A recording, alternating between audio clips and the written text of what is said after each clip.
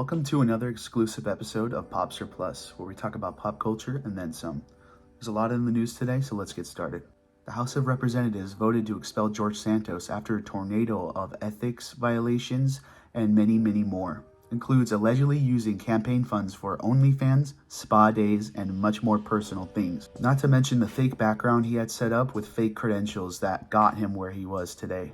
As per the Associated Press, Santos expelled from Congress. Members of the U.S. House of Representatives voted to expel Representative George Santos, Republican, New York, on Friday, following a critical ethics report on his conduct that included converting campaign donations for his own use. As you can see, there was 311 yes and 114 no, with majority being Republicans voting no. Note, 2 Democrats voted present and 8 members did not vote.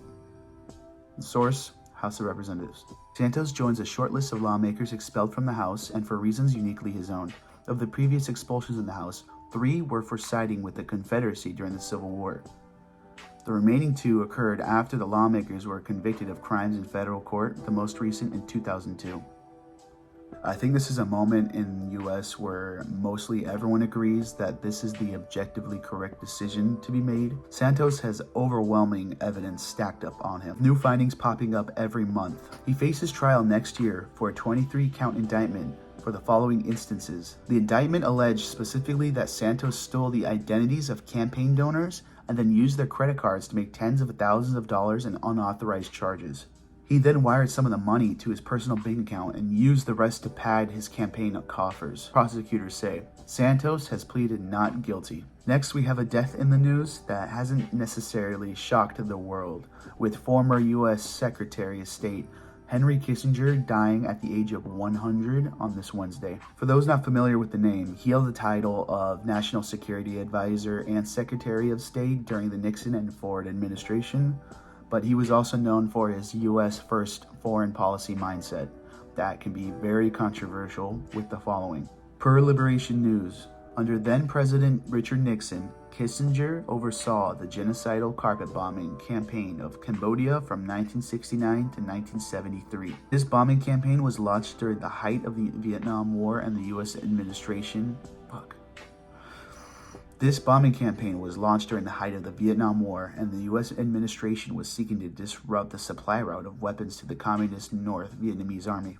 Kissinger was also the chief architect behind the 1973 overthrow of Chile's democratically elected socialist leader Salvador Allende by fascist military dictator Augusto Pinochet.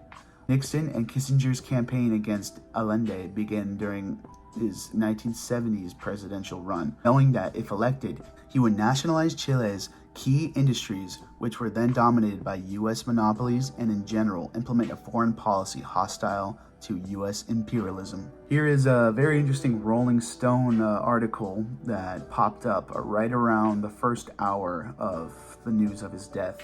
You could see Henry Kissinger, war criminal beloved by America's ruling class, finally dies. And here are also some reactions on Twitter from random users on that day. This is the greatest week in history. Rittenhouse broke. Chauvin stabbed. Kissinger dead. Family Guy, Fortnite. Post is also attached to a discussing film post that is unavailable just because it was a quote tweet. I have discussing film blocked due to them always posting spoilers for everything. So this is unrelated. I don't really need to show the rest. We have Jeffrey at Lift Forever 67 on November 30th. Hostages are released. Kissinger finally croaked. Trump gets gagged again. George Santos is about gone. DeSantis destroyed by Newsom. Best week ever. Sunflower. Then we have Gru Galab Qatari at Lost Introvert on December 1st. Was watching Harley Quinn and can't believe the timing. LMAO. God does exist, Gordon. Henry Kissinger is dead. Hashtag Kissinger. I can keep posting more of these, but the major consensus seems to be that it's a cause for celebration during this time and the revealing of Kissinger's death. In other news, we have sports. The college football playoffs are set and we have a lot to cover. A lot of controversy, so let's get into it. So to give a basic rundown, college playoffs are a little bit different than majority of playoffs in sports. Instead of the highest standings, head-to-head matchups make it to the top, and there's usually 8 or 12 teams, sometimes 7. The CFL goes by committee, where there's a group of older people that decide the fate of the top teams, and only 4 can make it, called the Final Four. This can lead to very political decisions and sometimes a lot of mass outrage, per Associated Press. Before the CFP grows to 12 next year, an expansion that was delayed by a year because of infighting among the conference commissioners who manage the postseason system.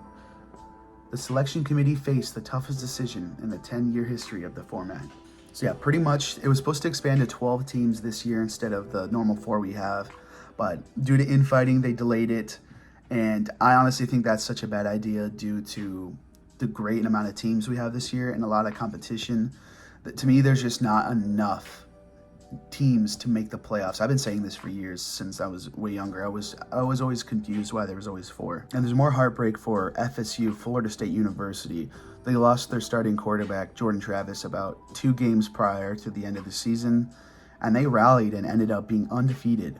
And even though they lost their quarterback but won 2 games, the committee decided it wasn't good enough and they got placed over. FSU was not included in the Final Four decision, with it being Michigan, Washington, Alabama, and Texas instead. Florida State is now the first unbeaten team out of the Power 5 conference champs to not be included in the playoffs, which in my opinion is actually wild. Per the Associated Press, the Seminoles, 13-0, lost star quarterback Jordan Travis to a season-ending injury 2 weeks ago, but continued to win with a backup and then a third-string quarterback.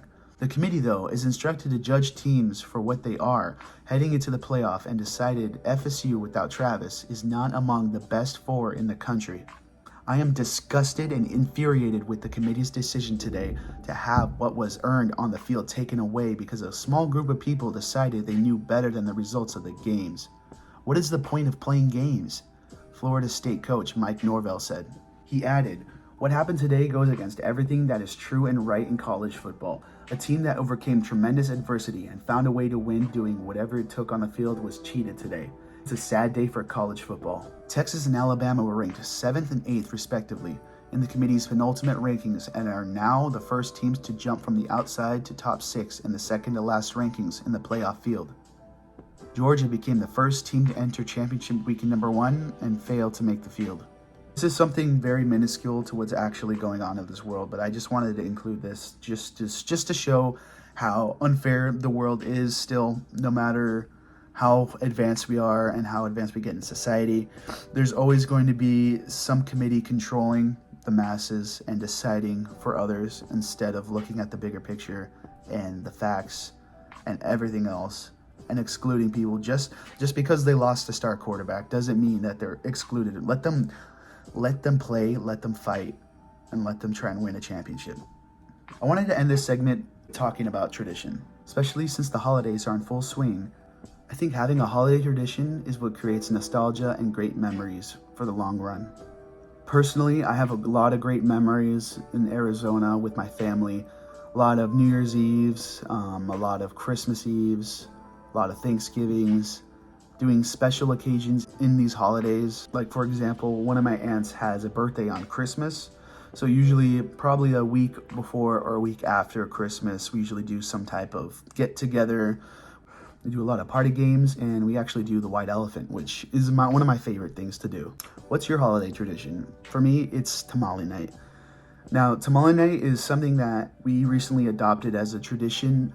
Before, when I lived in Arizona, it was kind of the job of my aunt, my mom's sister, to host it at her place, invite a lot of people, a lot of teachers, because she's a teacher back at my school I used to go to, and a lot of family on that side.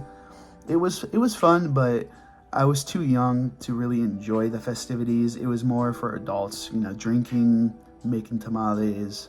Usually when I was there, I was just playing probably like the Wii Just Dance with my little cousins and my older cousins who were like 5 to 6 years older than me. But when I finally moved here back in, I want to say 2020, it kind of changed up for the better. My mom decided to take the mantle of hosting tamale night, and since then we've honestly had a blast doing it. We're doing it this year on December 16th. I'm very excited, inviting friends and family. My uncle might actually make a visit, so that's going to be very exciting. I haven't seen him in a while. But yeah, we pretty much do left, right, and center. We got gambling, good old poker. But yeah, it's honestly a great time. We always bring a lot of food over. Usually each person that comes brings a little dish. The food is just always amazing though, and I always look forward to it every year. It's something I will always cherish, to be honest, and I really hope, the viewers at home has something like that. Something to, keep them going year after year, because, this year kind of is a rough one. A lot of crazy things has been happening, a lot of scary things, but I just hope everyone can take away that everything will be all right. That's going to be all for today. I hope you enjoyed this segment of Pop Surplus. I know I did. This has been a joy making this. I want to do more of this video format from now on, because I honestly think it's really fun. I got my lighting set up now. Everything is rolling. Everything's rolling. But hope you all have a great, happy holidays. And yeah, peace.